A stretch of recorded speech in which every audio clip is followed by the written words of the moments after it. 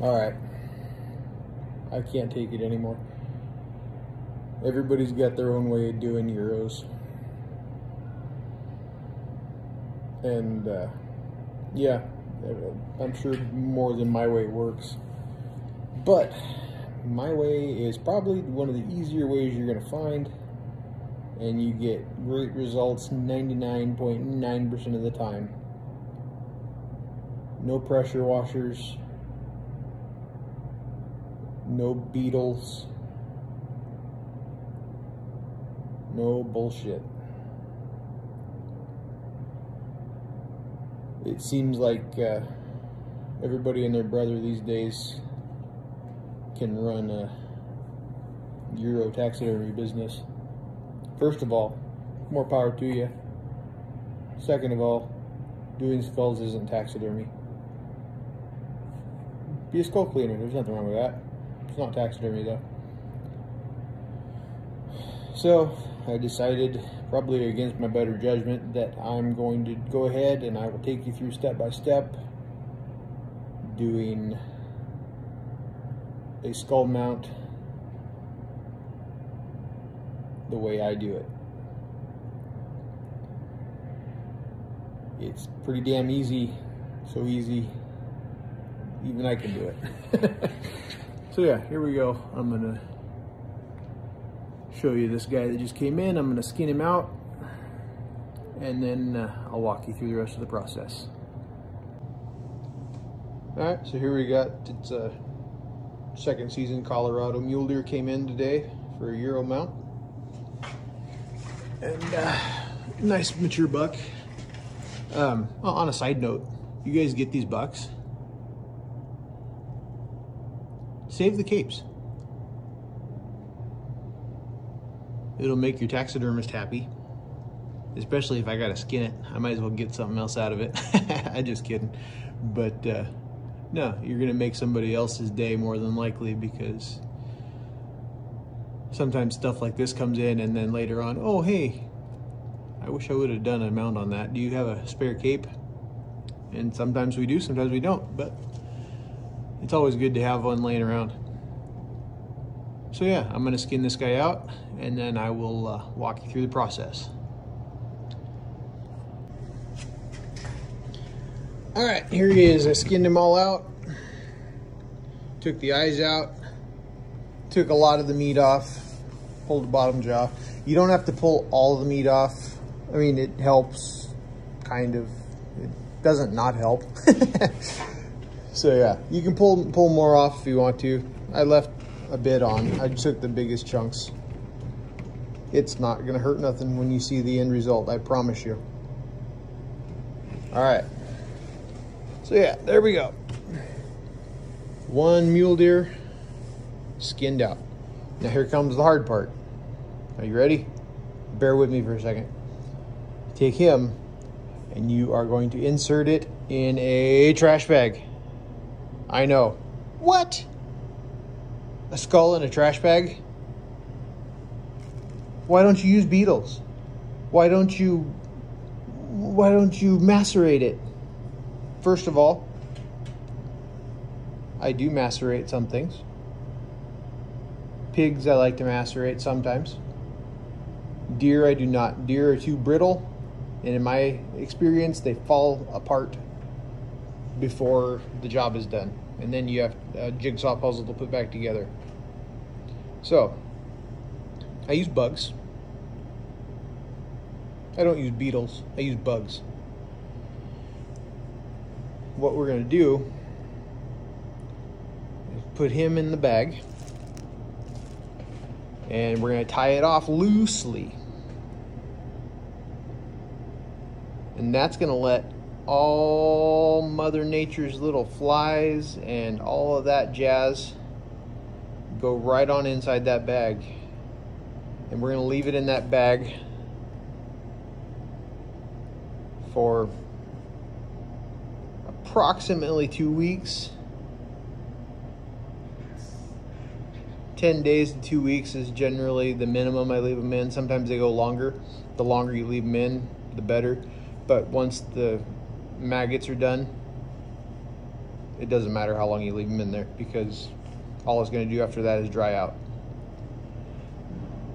All right, so since I've only got one hand, I'm going to go ahead and put him in the bag, and then I'll come back.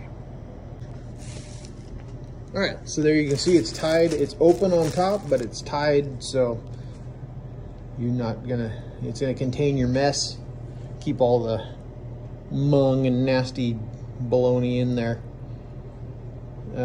Yeah, so now we'll take him. Some guys do them outside. Smart people do them outside. If you're like me, when you're a taxidermist, you probably like me a little bit. You come over here and stick it in your pile of skulls you've got in your salt room. And yeah, it'll sit here, like I said, for 2 weeks or so. And yeah, today is the 29th of October. So in about 2 weeks, I'll come back and it should be ready to cook off. Then all we do is throw it in a light simmer, and it'll cook all the rest of the remaining junk off. Matter of fact, I might just go ahead and, I think I've got one ready. I might just do it right now and show you. All right, so I just unbagged these two. They're not quite as ready as normal, but for the sake of the video, I'll just go ahead and do them. The brains are all gone already. Well, these ones came from out of state. We had to remove the brains on the way in, so see, that's gone. Most of the shit's gone. So come over here and we'll stick them in the pot.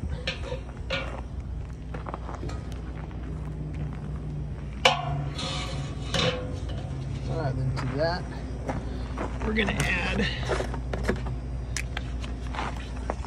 simple green. Dawn works. Dawn also soaks in. This doesn't seem to absorb like Dawn does. So we'll put, I like to use quite a bit. You don't have to use as much as I do, but I like to use quite a bit. That's enough. Now we'll come over here and we will put in a good healthy scoop of oxygen.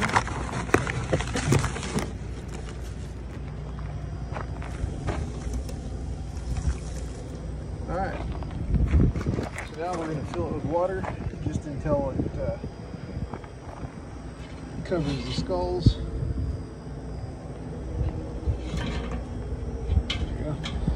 Just until it covers the skulls, and then we're going to let it simmer off. It'll take a few hours. But yeah, I'll show you progress as we go. All right, so we're coming out to check them. They've been boiling out here for a little bit. You can see that water turns a lovely shade of green.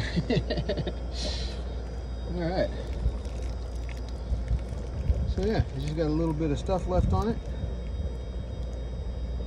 And it's easy enough to fix. Bring it over here. Sorry, I dropped my stuff. Just scrape it off.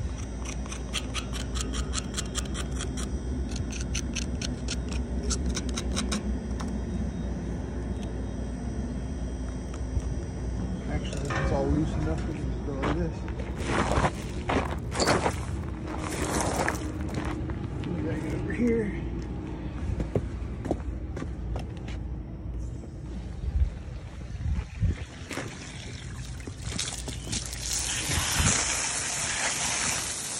No pressure washer, just a light squirt with the hose, and it all comes off. Every last bit of it.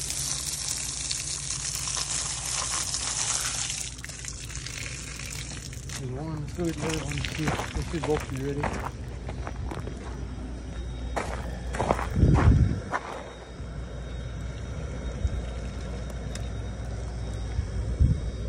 Yep. This one might need a little bit longer, but I think it's good.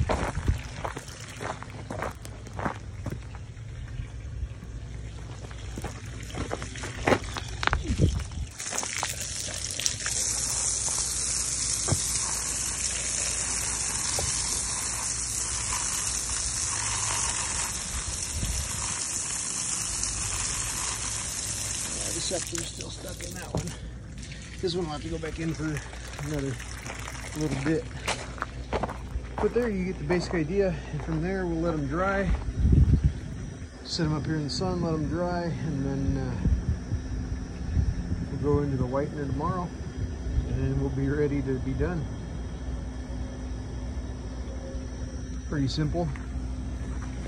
I'll show you some more stuff after I get this one working. All right, now as you probably noticed, those skulls have a little bit of discoloration still between the antlers, which is completely normal. As they dry, it'll whiten. That's from the OxyClean.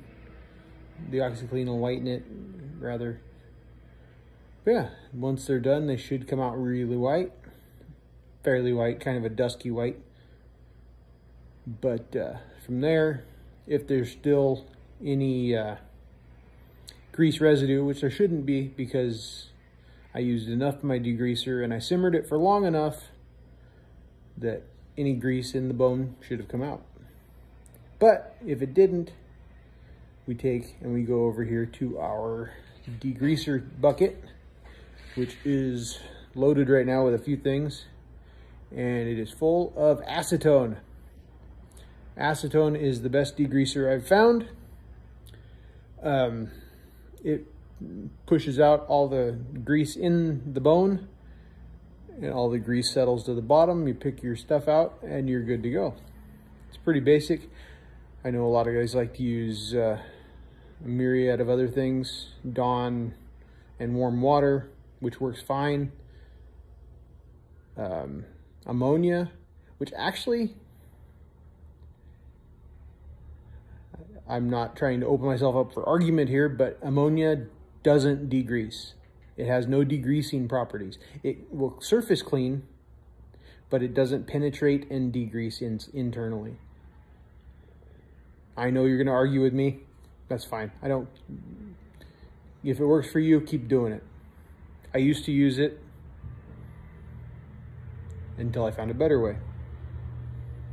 And then everybody says, oh, but Matt, ammonia is too, or not ammonia, acetone is too expensive. I'm gonna lose all my money. Charge more. You're worth it. All right, well anyways, that's enough of my rant for today. I'll show you my acetone tank. All right, I'm only gonna keep this open for a minute because I don't want all my acetone to dissolve, or evaporate, I guess, not dissolve. But you see we got a boar in there and a velvet buck that we cut the antlers off. There's a badger and some bobcats and a bear. The top half of a bear, the bottom half whitened up, super nice. But yeah, this stuff will stay in here for a couple weeks. You don't have to keep it at any special temperature, which is awesome. All you gotta do is keep it closed so it doesn't evaporate. It'll still evaporate over time, but yeah, just this old Husky tub from Home Depot does a fantastic job.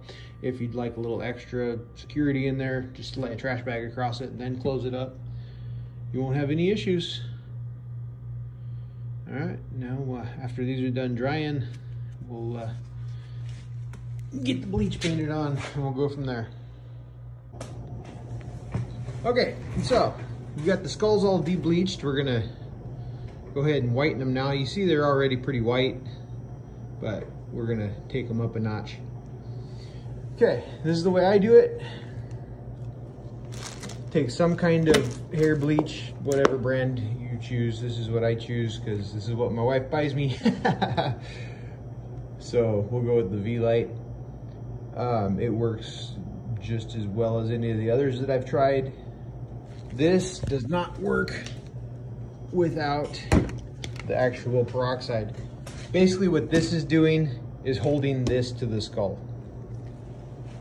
You don't want to add water to this because it makes the developer not work. That's how you neutralize it. You may have heard of other guys boiling in a peroxide. That is a different material. It's not the same. It's I'm not sure exactly industrial use what that's actually for. I know some guys use it in the hydroponics industry. Also, I think it can be used in pool cleaning. I'm not sure. But this is what I use. It's hair bleach. It works just as well as the other if you use it correctly. So what we'll do, we're gonna mix 50-50 the powder and the liquid developer. We're gonna mix those together in this cup, and we're going to paint it on the skulls, and then we're going to wrap the skulls in a plastic trash bag. These are just waste bin liners. They're nothing special. You can use saran wrap if you'd like. These are much easier. You don't have to get your hands all cruddy. All right, so I'm gonna go ahead and mix some of this stuff up. I'm once again flying solo, so please bear with me. Yeah, so let's see what we can do. All right, so you can see we've got our powder in the cup. Now we're gonna take our cream developer and shake it up real good, get it all mixed up nice.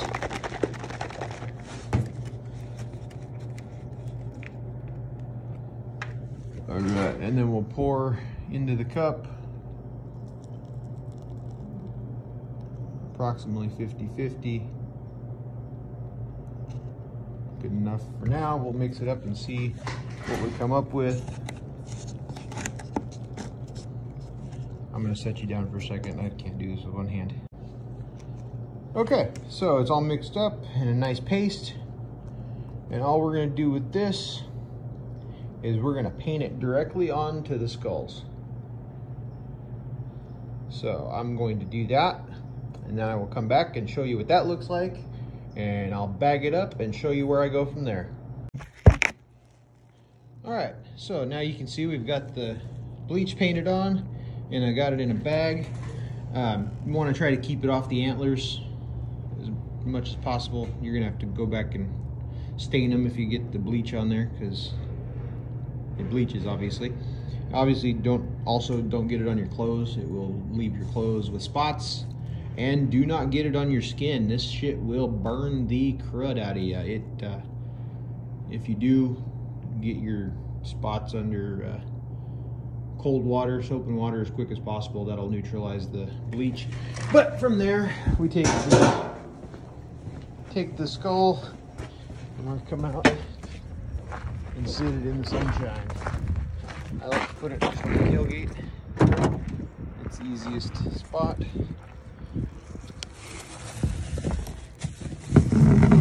There. Some nice sun on it. Keep that bleach warm, it'll stay activated. One thing you want to make sure to not do is don't let it dry out. That's the idea behind the bag. It will keep it moist for a few days. Once the bleach gets dry, that's when it stops working. So keep it wet like this in the bag, let it sit in the sun for a few hours. Usually I let them sit in the bleach for about 24 hours is more than plenty. Sometimes I go longer. I may go 2 days with this just to do an experiment, but yeah, so that's pretty much it. From there we'll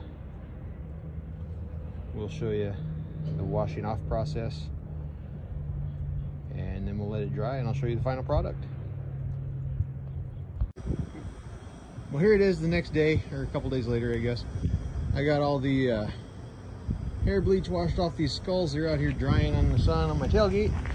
But instead of making you wait another day, I'll walk you back inside and show you the finished product on my method of these skulls.